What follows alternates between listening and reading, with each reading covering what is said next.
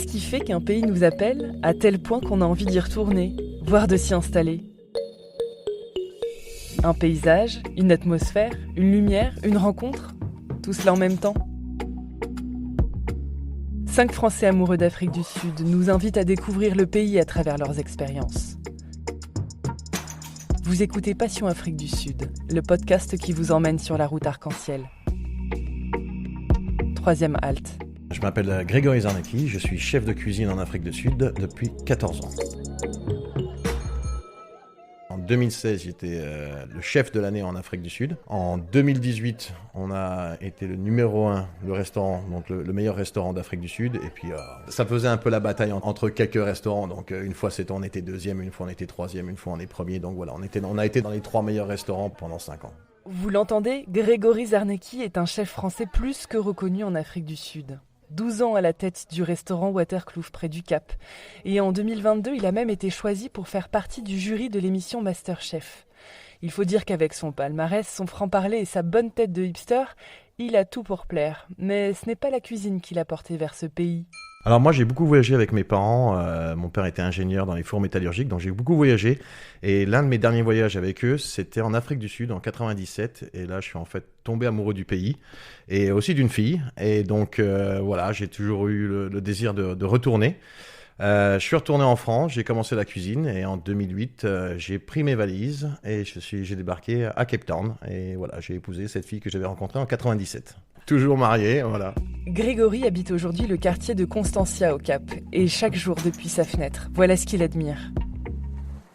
Alors moi, j'ai la plage qui est à peu près à 1,5 km, et je suis presque au pied de la montagne de la Table. Donc voilà, pour moi, c'est et du côté, on va dire le côté caché, le côté qui est un peu plus frais, donc ce qui est quand même bénéfique pour moi l'été.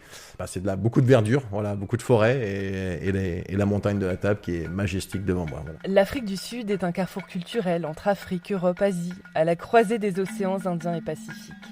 Et cette diversité se retrouve dans la cuisine. Le plat, typiquement sud-africain, on va dire le curry de Durban, qui s'appelle le bunny chow, qui avait été servi à la base avant l'apartheid. C'est en fait un pain de mie coupé en deux, où on enlève la mie, et le curry est servi dedans.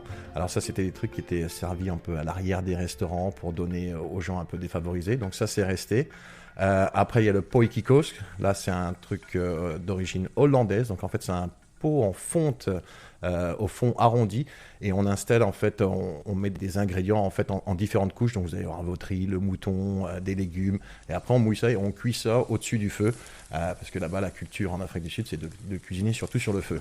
Donc par exemple un barbecue, ce n'est pas un barbecue, c'est un braai, parce qu'un braai c'est plus un événement social et culturel, c'est-à-dire qu'on cuit une viande simple ou servi avec une salade, un croque-monsieur, une salade de pommes de terre, mais c'est tout ce qui va autour, c'est-à-dire qu'on arrive à 2 heures, on allume le feu à 4 heures et on mange seulement à 8, 9 heures, voire 10 heures, mais c'est le côté social et chaleureux de retrouver ses amis et de faire juste une soirée ensemble ou un déjeuner, mais c'est pas juste un barbecue. Voilà pour les recettes typiques, mais Grégory Zarnecki aime une spécialité plus que toutes les autres. C'est un truc tout simple, c'est ma femme qui le fait, ça s'appelle un braai broodjie. Un braai broodjie, c'est ce qui va avec votre barbecue, avec votre braai.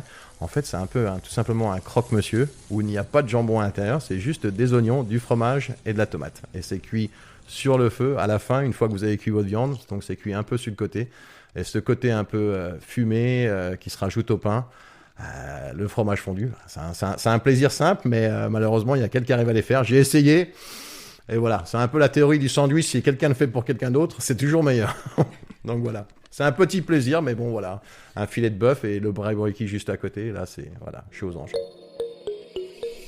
14 ans que le chef est installé en Afrique du Sud.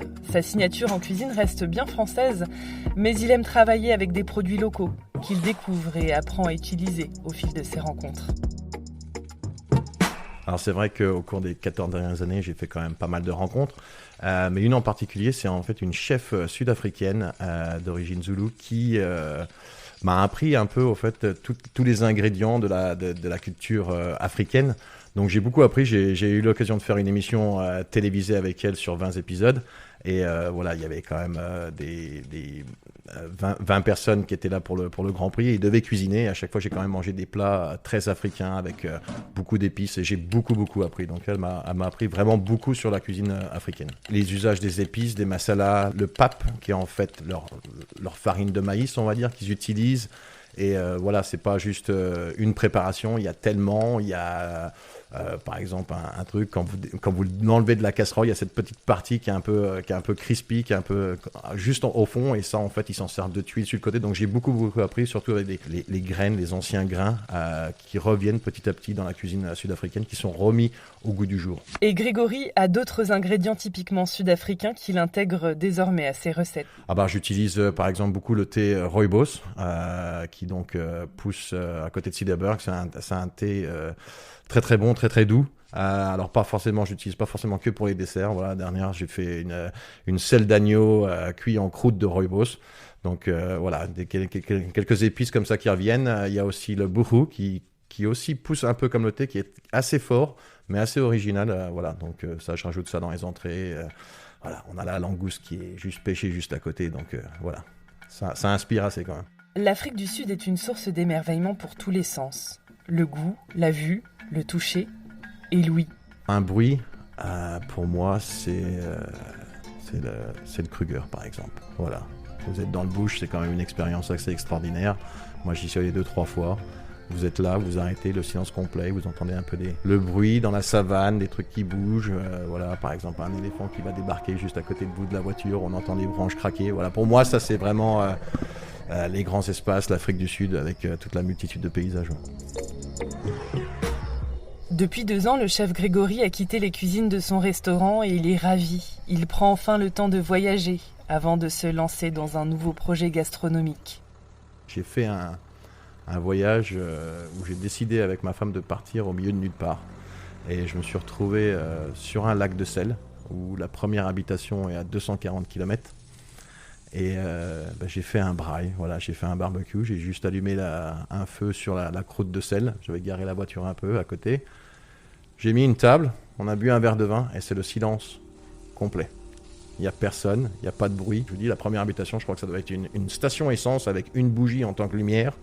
Et voilà, c'est à 240 km. Donc là, il n'y a pas une lumière, il n'y a pas un bruit. Et honnêtement, voilà, c'était une expérience incroyable.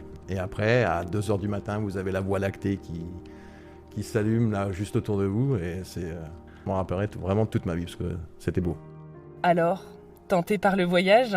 Écoutez la dernière aventure de Grégory. Le pays peut réserver bien des surprises. Au début, quand je suis arrivé en Afrique du Sud, je ne comprenais pas l'usage de tous les pick-up. Vous savez, ils ont beaucoup de pick-up. Et j'étais là, je me dis, mais c'est quoi ce pays avec tout le monde a des pick-up pour charger des trucs. Je dis, nous, on ne charge jamais rien en France. Et après, j'ai compris l'usage des roues 4x4 et des véhicules très puissants. Où une fois, je veux dire, je me suis retrouvé, je pense que j'ai dû faire un peu trop le malin. Je suis parti avec un véhicule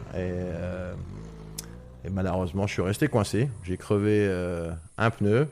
J'ai échangé avec la roue de secours. J'ai recrevé encore un autre pneu. Et malheureusement, on est tellement loin de tout. Il a fallu 4 jours quand même pour que quelqu'un vienne me chercher. Donc on a campé pendant 4 jours en attendant que quelqu'un passe. Voilà, c'est ça l'Afrique du Sud. C'est des grands espaces et en même temps, des fois, il faut attendre très longtemps.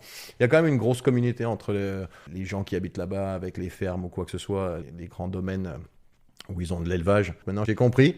Donc je ne m'aventure pas si je n'ai pas un 4x4 sur les routes un peu perdu. Voilà. À tous ceux qui viennent lui rendre visite, souvent pour une semaine, il n'a qu'un conseil à donner.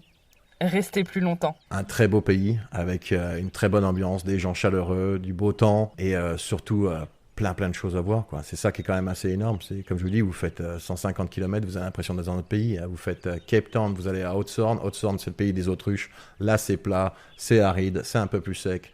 Vous refaites encore 50 km ou 300, 400 km. Là, vous êtes dans le Drakensberg. Vous avez l'impression d'être dans des énormes montagnes. Vous êtes tout petit en face de ces montagnes.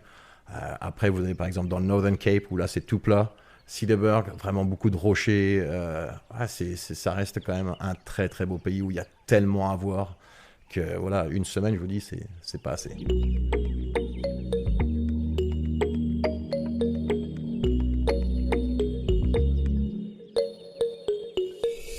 Un grand merci au chef Grégory Zarnecky d'avoir participé à cet épisode de Passion Afrique du Sud.